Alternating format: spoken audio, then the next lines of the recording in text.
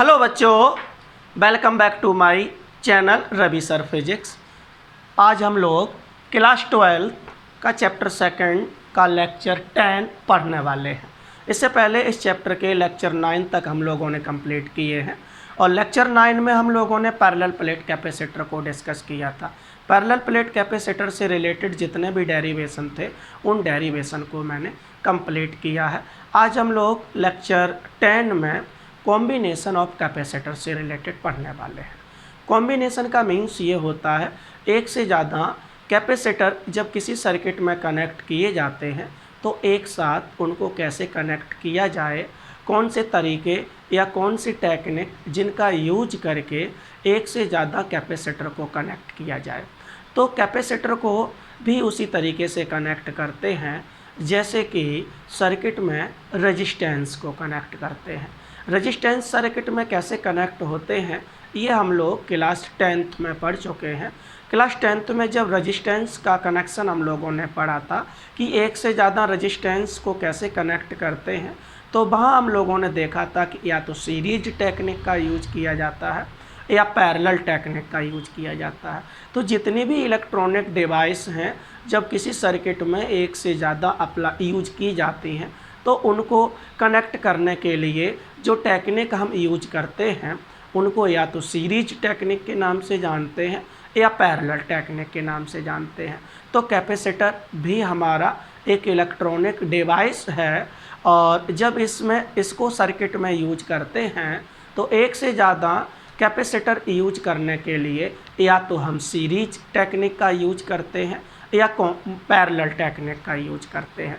इसीलिए यहाँ पर हम लोग कॉम्बिनेशन ऑफ कैपेसिटर का मतलब है कि कैपेसिटर या तो सीरीज में कनेक्ट होंगे या कैपेसिटर पैरेलल में कनेक्ट होंगे।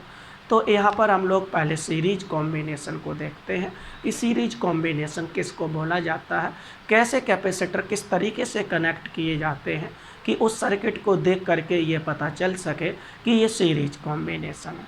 हम आपको बता दें कि डेरिवेशन बहुत ज़्यादा इम्पोर्टेंट नहीं है बोर्ड एग्ज़ाम के लिए, लेकिन इसके न्यूमेरिकल बहुत ज़्यादा इम्पोर्टेंट है। कैपेसिटर से बोर्ड एग्ज़ाम में न्यूमेरिकल के साथ साथ कॉम्पिटिटिव एग्ज़ाम में बहुत सारे क्वेश्चन आते हैं जो कॉम्बिनेशन ऑफ कैपेसिटर से रिलेटेड होते हैं। तो ये आज का जो टॉपिक है वो बहुत ही इम्पोर्टेंट है आपके बोर्ड एग्ज़ाम के लिए भी और कॉम्पिटिटिव एग्ज़ाम के लिए तो बहुत ज़्यादा ही इम्पोर्टेंट है, क्योंकि कॉम्बिनेशन ऑफ कैपेसिटर से कोई ना कोई एक दो न्यूमेरिकल ज़रूर मिलते हैं। तो हम लोग इससे रिलेटेड न्यूमेरिकल भी करेंगे, लेकिन उससे पहले रिलेटेड जो भी इनसे डेरिवेशन है उनको हम करते हैं, क्योंकि हम लोग बोर्ड को साथ साथ में पढ़ते हैं। तो पहले बोर्ड के डेरिवेशन हम लोग देखेंगे, फिर बोर्ड के न्यूमेरिकल देखेंगे, उसके साथ साथ कॉम्पिटिटिव न्यूमेरिकल भी देखेंगे। तो आज हम लोग इस लेक्चर 10 में डेरिवेशन करने वाले हैं जो कि सीरीज और पैरेलल कॉम्बिनेशन से रिलेटेड है। यहाँ हम लोगों ने सीरीज कॉम्बिनेशन की बात की गई है, तो सीरीज हमने कैपेसिटर लिख दिया है। सीरीज में कैपेसिटर्स कनेक्ट करना है। सीरीज में कैपेसिटर कैसे कनेक्ट किए जाते हैं, तो यहाँ एक सर्किट मैंने यहाँ बनाया हुआ है। मेरे पास कोई 3 कैपेसिटर्स हैं जिनका कैपेसिटेंस C1, C2, C3 और इनको मैंने सीरीज में कनेक्ट करके एक सोर्स जो है एनर्जी का, जिसको हम बैटरी भी बोलते हैं या इलेक्ट्रिक सेल बोलते हैं, उस इलेक्ट्रिक सेल से हमने कनेक्ट कर दिया है। सीरीज कॉम्बिनेशन की क्या पहचान होती है, कैसे पता चलेगा कि ये जो भी कैपेसिटर हमने कनेक्ट किए हैं ये सीरीज में है। तो सीरीज की पहचान होती है कि ईच कैपेसिटर का चार्ज जो है वो सेम होता है।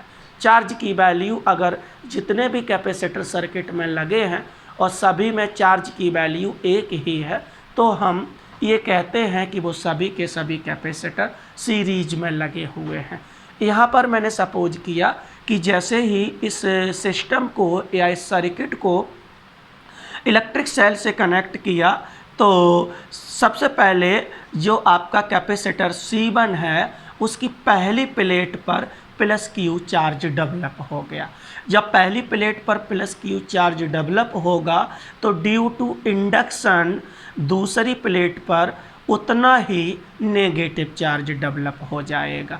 तो ये एक कैपेसिटर आपका कंप्लीट हो गया और ये कैपेसिटर दूसरे कैपेसिटर के साथ में आइसोलेट होने की वजह से, आइसोलेट है इसका मतलब है इस प्लेट और इस प्लेट दोनों का जो चार्ज होगा वो जीरो होना चाहिए। तो जीरो तभी होगा क्योंकि इस पर नेगेटिव का क्यू है, तो इस वाली प्लेट पर प्लस का क्यू होना चाहिए।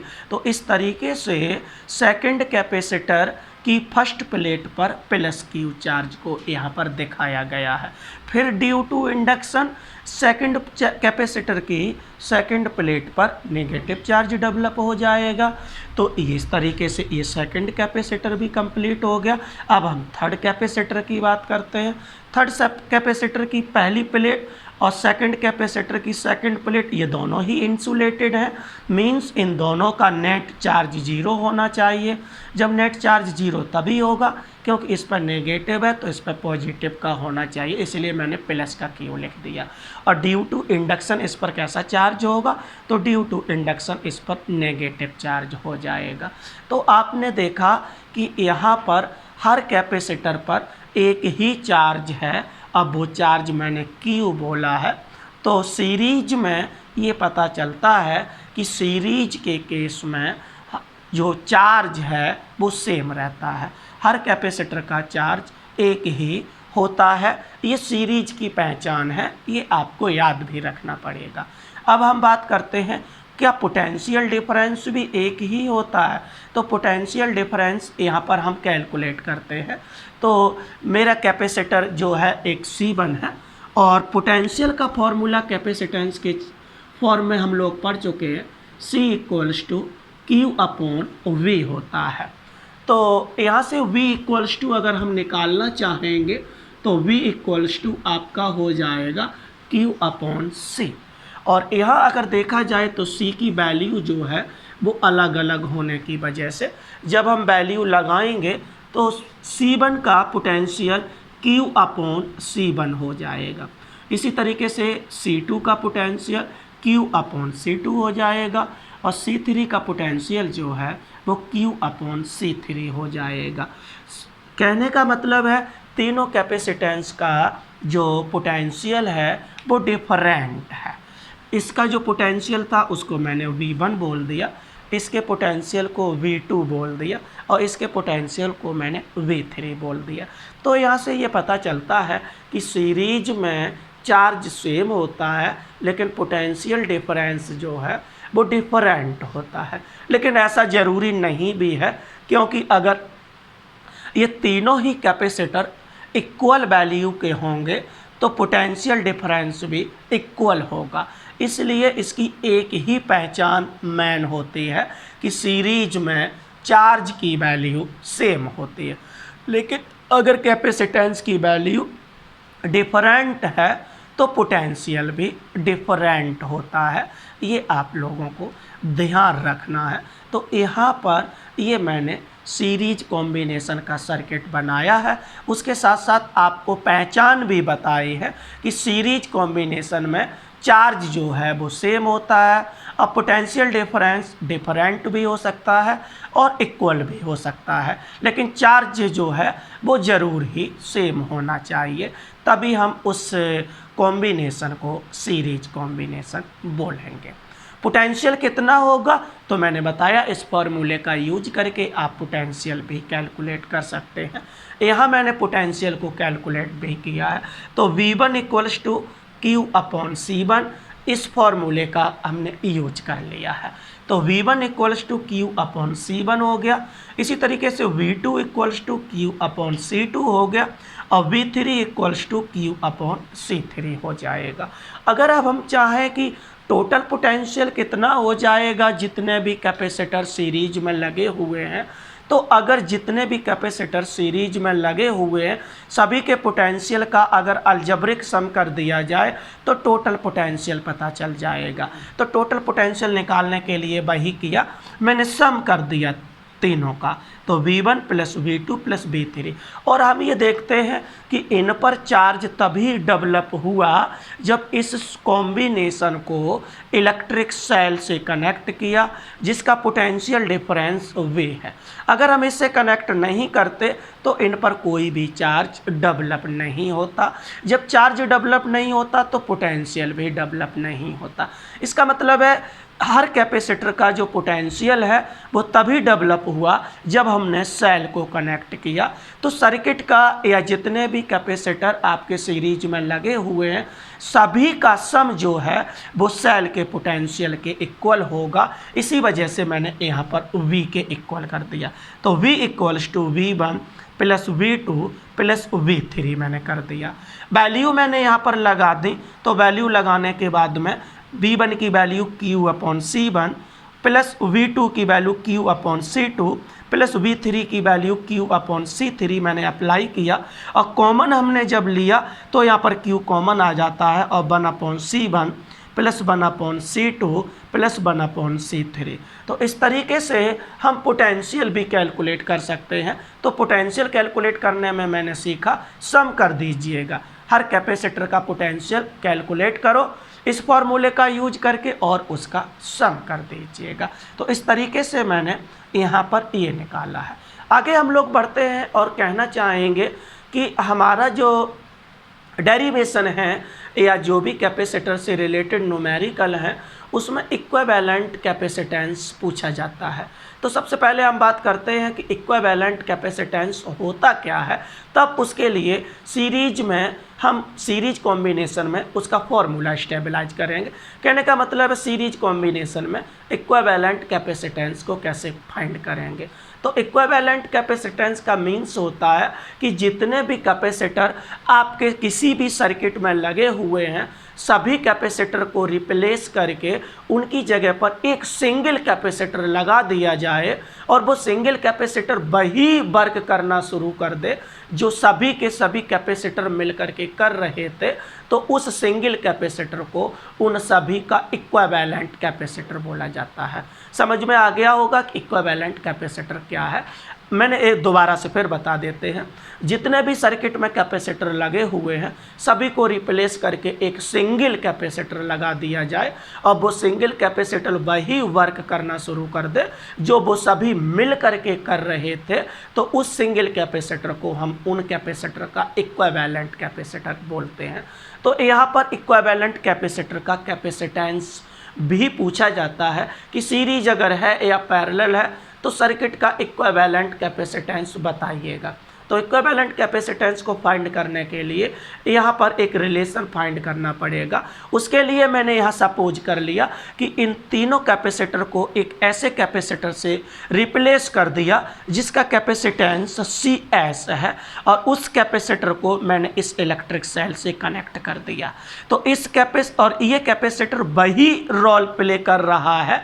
कहने का मतलब वही वर्क कर रहा है जो ये तीनों मिल करके कर रहे हैं। तो इस कैपेसिटर को इन तीनों का इक्विवेलेंट कैपेसिटर बोला जाएगा और इसका जो कैपेसिटेंस है उसको हम इक्विवेलेंट कैपेसिटेंस बोलेंगे। तो तीनों की जगह पर मैंने एक कैपेसिटर लगा दिया और इलेक्ट्रिक सेल जो लगा हुआ था वही लगाया। इसकी वजह से चार्ज की वैल्यू में कोई भी चेंज नहीं होगा क्योंकि सेल से जितना करंट मुझे यहाँ मिल रहा था उतना ही करंट मुझे यहाँ मिलेगा क्योंकि मैंने सेल चेंज नहीं किया है। ये कंडीशन भी है कि सेल चेंज नहीं हो तभी ये इसके इक्विवेलेंट होगा। इसकी वजह से यहाँ पर प्लस Q तो ड्यू टू इंडक्शन इस पर नेगेटिव Q होगा। तो इस इक्विवेलेंट कैपेसिटेंस CS की वैल्यू क्या होगी वो मुझे कैलकुलेट करनी है। तो सेकंड इस फिगर का यूज करके मैंने यहाँ से पोटेंशियल कैलकुलेट किया। तो पोटेंशियल कैलकुलेट करने के लिए मैंने इसी फॉर्मूले का यूज कर लिया कि Q/C। यहाँ चार्ज कितना है तो चार्ज यहाँ Q है और C कितना है तो CS है। तो फिगर सेकंड से मैंने पोटेंशियल इलेक्ट्रिक पोटेंशियल की वैल्यू फाइंड कर ली जो कि कितनी मिलती है Q/CS है। मैंने कहा सेल एक ही है, इसका मतलब दोनों पोटेंशियल एक ही हैं। तो इक्वेशन फर्स्ट का पोटेंशियल और इक्वेशन सेकंड का पोटेंशियल एक ही होगा। इसका मतलब है लेफ्ट साइड दोनों की एक ही है, तो मैंने राइट साइड भी इक्वल कर दी। राइट साइड को मैंने यहाँ पर इक्वल कर दिया, तो Q/CS equals to Q 1/C1 plus 1/C2 plus 1/C3। यहाँ से Q से Q कैंसिल हो जाएगा और 1/CS equals to 1/C1 plus 1/C2 plus 1/C3। ये एक एक्सप्रेशन मिला जो मुझे इक्विवेलेंट कैपेसिटेंस को फाइंड करने के लिए यूज किया जाता है। तो ये इसको आपको लर्न भी रखना पड़ेगा कि अगर कोई सीरीज में कैपेसिटर्स कनेक्ट हैं तो उनका इक्विवेलेंट कैपेसिटेंस कैसे फाइंड करेंगे। तो इक्विवेलेंट कैपेसिटेंस को फाइंड करने के लिए 1/CS equals to 1/C1 plus 1/C2 plus 1/C3 करेंगे। जितने भी कैपेसिटर हों, 2 हो तब भी यही फार्मूला लगेगा, चाहे 10 हो या n हो, उन सभी के लिए फार्मूला यही रहेगा। ये आपको ध्यान रखना है। तो इस तरीके से मैंने देखा कि सीरीज में जब कैपेसिटर्स कनेक्ट होते हैं तो उनका चार्ज जो है हर कैपेसिटर का एक ही रहता है, पोटेंशियल जो है वो एक भी हो सकता है और मोस्टली अलग अलग ही डिफरेंट होता है। उसके साथ साथ सीरीज कॉम्बिनेशन में इक्विवेलेंट कैपेसिटेंस को फाइंड करने के लिए कौन सा फार्मूला यूज किया गया, तो उसको मैंने यहाँ पर स्टेबलाइज कर लिया है। हम इसको सॉल्व भी कर सकते हैं, सॉल्व करने के बाद में भी यहाँ पर लिख सकते हैं। तो चाहो तो आप सॉल्व करने के लिए, ये एग्ज़ाम में भी पूछा गया है तो आप लोग इसको ध्यान रखेंगे, करने का तरीका सीख लीजिएगा, फार्मूला भी सीख लो क्योंकि कैपेसिटर के न्यूमेरिकल बहुत ही इम्पोर्टेंट है। तो सीरीज में क्या फार्मूला यूज होता है, उसकी पहचान क्या होती है, ये सब आप लोग सीख लीजिएगा। और इसका स्क्रीनशॉट लेना चाहें तो स्क्रीनशॉट भी आप ले सकते हैं। अब हम लोग पैरेलल कॉम्बिनेशन को पढ़ने वाले हैं। सीरीज कॉम्बिनेशन मैंने कंप्लीट किया, सीरीज कॉम्बिनेशन में पहचान, सीरीज कॉम्बिनेशन के केस में इक्विवेलेंट कैपेसिटेंस फाइंड किया, डेरिवेशन भी किया। अब हम लोग पैरेलल कॉम्बिनेशन की बात करने वाले हैं। पैरेलल कॉम्बिनेशन की पहचान क्या होती है और पैरेलल कॉम्बिनेशन में इक्विवेलेंट कैपेसिटेंस को हम कैसे फाइंड करेंगे, ये हम लोग अब देखने वाले हैं। उससे रिलेटेड कुछ छोटा सा डेरिवेशन है तो उसको भी हम देखने वाले हैं। बहुत सारे न्यूमेरिकल कैपेसिटर के कॉम्बिनेशन से आते हैं, तो न्यूमेरिकल भी हम लोग लगातार करेंगे, लेकिन अभी हम इस लेक्चर में पहले डेरिवेशन इसके कंप्लीट करते हैं, फिर हम लोग इसके न्यूमेरिकल करेंगे। बहुत सारे इंपॉर्टेंट न्यूमेरिकल हैं, कॉम्पिटिटिव एग्जाम में भी बहुत सारे न्यूमेरिकल आते हैं और बोर्ड एग्जाम में भी आपके न्यूमेरिकल कैपेसिटर से रिलेटेड मिलते हैं। यहाँ पर हम लोगों ने 3 कैपेसिटर्स जिनका कैपेसिटेंस C1, C2, C3 और इनको मैंने पैरेलल कॉम्बिनेशन में कनेक्ट किया गया है। पैरेलल कॉम्बिनेशन में कनेक्ट करने का मतलब है इस तरीके से ये कनेक्शन मैंने करके और इनको मैंने एक इलेक्ट्रिक सेल जिसका पोटेंशियल डिफरेंस V है उससे मैंने कनेक्ट कर दिया है। जैसे ही इस इलेक्ट्रिक सेल से करंट चलना स्टार्ट करेगा, करंट हालांकि हम अभी डिस्कस यहाँ पर 10th में आपने पढ़ चुके हैं, इसलिए इस वर्ड का यूज किया है करंट का। हालांकि इस इलेक्ट्रिक करंट का मीन्स क्या होता है उसको हम चैप्टर 3rd में पढ़ेंगे। फिर भी मुझे मालूम है कि सेल जहाँ भी कनेक्ट होता है तो वहाँ से करंट हमें मिलता है, तो थोड़ा आसानी हो जाएगी आपको समझने में, इसलिए मैंने ऐसा किया है। तो यहाँ से इलेक्ट्रिक सेल से करंट जो भी मिलेगा वो इस वायर के थ्रू होते हुए पॉइंट ए पर पहुंचेगा। जैसे पॉइंट ए पर करंट पहुंचेगा तो ये अलग अलग वायर में डिवाइड हो जाएगा। वायर में डिवाइड होगा कहने का मतलब है हर कैपेसिटर में करंट जो है अलग अलग पहुंचेगा और करंट चार्ज को ही बोला जाता है। फ्लो ऑफ चार्ज, 1 सेकंड में जितने अमाउंट में चार्ज फ्लो होता है उसी को हम इलेक्ट्रिक करंट बोलते हैं। तो यहाँ मैंने देखा कि हर कैपेसिटर का करंट जो है वो अलग अलग होगा। जब करंट अलग अलग है इसका मतलब है हर कैपेसिटर का चार्ज जो है वो अलग अलग होगा। इसी वजह से C1 के कैपेसिटर पर चार्ज जो है वो मैंने Q1 लिखा है, C2 पर जो चार्ज है वो Q2 लिखा है और C3 पर जो चार्ज है उसको Q3 लिखा है। Due to induction second plate पर नेगेटिव Q1 प्रोड्यूस हो जाता है। इसी तरीके से सेकंड कैपेसिटर के नेगेटिव प्लेट पर नेगेटिव Q2 और थर्ड के माइनस का Q3 हो जाता है। तो यहाँ हमने देखा कि पैरेलल कॉम्बिनेशन में चार्ज जो है वो डिफरेंट होता है। तो ये पहचान भी है कि पैरेलल कॉम्बिनेशन में अगर कैपेसिटर करंट तभी बोले जाएंगे जब उनमें फ्लो होने वाला चार्ज या उन कैपेसिटर पर प्रेजेंट चार्ज डिफरेंट होता है।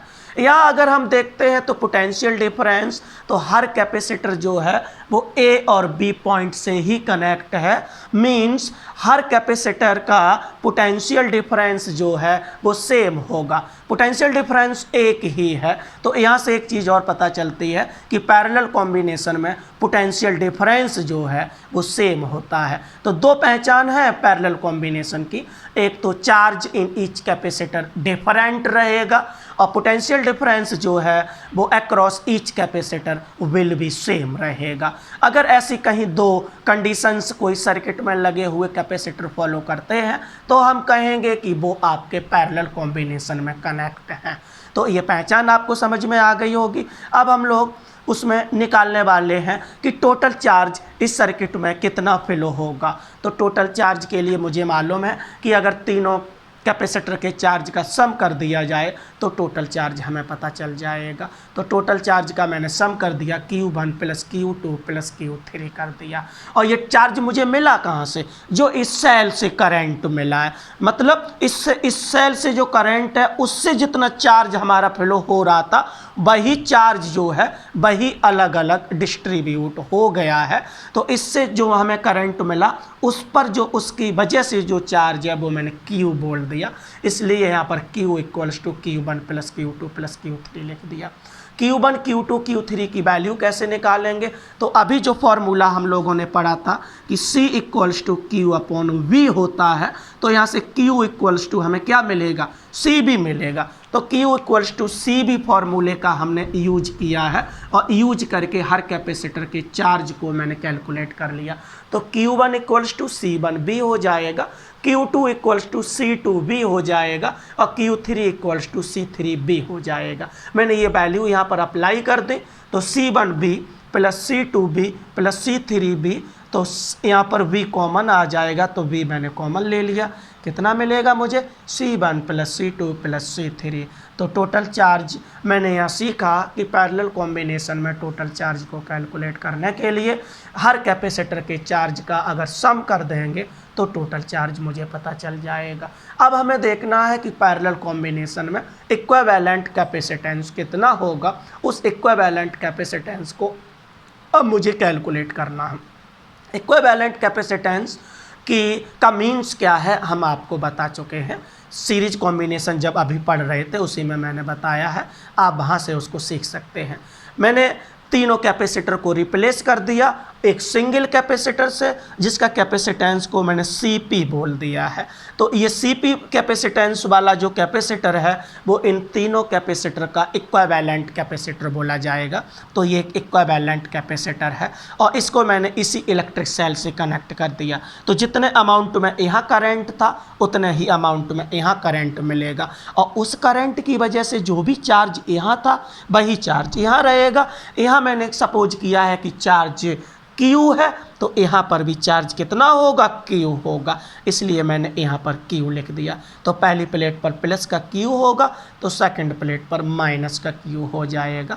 ये आपको ध्यान रखना है, इस चीज़ को आप याद रखेंगे। हमने ये सपोज कर लिया कि इस पर प्लस का चार्ज डेवलप हो रहा है, इस पर नेगेटिव चार्ज डेवलप हो रहा है। इस चीज़ का ध्यान और होगा भी, क्योंकि ये पॉजिटिव है तो इसमें जितने भी इलेक्ट्रॉन होंगे उसको ये अट्रैक्ट करेगा। इसका मतलब इस प्लेट से इलेक्ट्रॉन निकल रहे हैं। जब इलेक्ट्रॉन निकल रहे हैं तो इस पर पॉजिटिव चार्ज डेवलप हो रहा है। कहाँ जा रहे हैं? इधर पहुँच रहे हैं, इसलिए इस पर नेगेटिव चार्ज डेवलप होगा। ये आपको ध्यान रखना है। तो इक्विवेलेंट कैपेसिटेंस को फाइंड करने के लिए मैंने सेकंड फिगर यहाँ पर बना के तैयार कर लिया और यहाँ देखेंगे कि इस केस में टोटल चार्ज Q की वैल्यू कितनी होगी। तो फिर मैंने उसी वाले फार्मूले का यूज कर दिया। तो Q = यहाँ हो जाएगा CPV मिलेगा मुझे। CP इस कैपेसिटेंस जो इक्विवेलेंट कैपेसिटेंस है, इक्विवेलेंट कैपेसिटर है उसका कैपेसिटेंस है CPV। V सेल एक ही है तो पोटेंशियल डिफरेंस एक ही होगा। दोनों का चार्ज जो है वो एक ही है। दोनों इक्वेशंस को देखा जाए तो दोनों का लेफ्ट साइड एक ही है तो राइट साइड भी एक ही होगा। तो मैंने दोनों का राइट साइड एक ही कर दिया। तो C P V equals to V C1 plus C2 plus C3 हो जाएगा, V से भी कैंसिल हो जाएगा। तो सी पी इक्वल्स टू क्या मिला मुझे, C1 plus C2 plus C3। तो इस तरीके से पैरेलल कॉम्बिनेशन में इक्विवेलेंट कैपेसिटेंस के लिए क्या एक्सप्रेशन होगा वो मैंने फाइंड कर लिया, C1 plus C2 plus C3। कहने का मतलब अगर कैपेसिटेंस जितने भी पैरेलल में लगे हुए हैं सभी का अगर हम सम कर देते हैं तो उस सर्किट का इक्विवेलेंट कैपेसिटेंस पता चल जाएगा। तो आप लोग सीरीज में जो फार्मूला था और पैरेलल में जो फार्मूला है वो दोनों ही लर्न रखने हैं। 2 कैपेसिटर होंगे तब भी यही फार्मूला लगेगा, n कैपेसिटर होंगे तब भी यही फार्मूला लगेगा। ये बात आप लोगों को ध्यान रखनी है। तो इस तरीके से जो कैपेसिटर के कॉम्बिनेशन में सीरीज कॉम्बिनेशन था और पैरेलल कॉम्बिनेशन था उसको मैंने कंप्लीट किया और उसमें हमने ये भी देखा कि दोनों कॉम्बिनेशन की पहचान क्या होती है।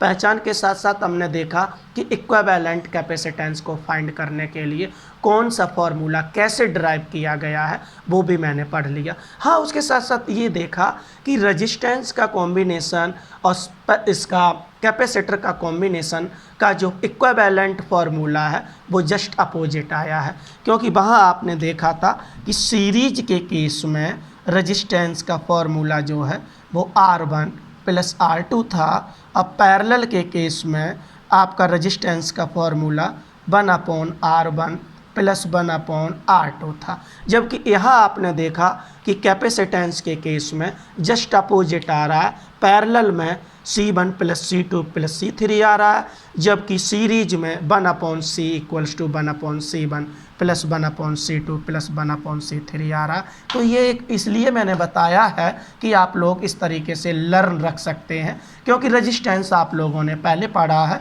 और कैपेसिटेंस आप पढ़ रहे हैं, तो पहले से जो चीज़ पढ़ी हुई है वो ज़्यादा याद है। तो रेजिस्टेंस का जस्ट अपोजिट जो इक्विवेलेंट के फॉर्मूले हैं वो कैपेसिटेंस के लिए होते हैं। अभी हम इसके न्यूमेरिकल नहीं कर रहे हैं, न्यूमेरिकल के लिए अलग से इसका वीडियो हम लोग बनाएंगे या अलग लेक्चर में न्यूमेरिकल लेकर के आएंगे। इस वीडियो में हमने इन दोनों को डेरिवेशन करना सीखा है और आप लोग इनको करना भी सीख लो और पहचान भी याद रखो और इक्विवेलेंट कैपेसिटेंस का ये भी ध्यान रखिएगा। आप इसका स्क्रीनशॉट ले लीजिएगा, स्क्रीनशॉट लेने के बाद में ताकि नोट्स बनाते समय किसी भी तरीके की कोई भी आपको प्रॉब्लम ना हो।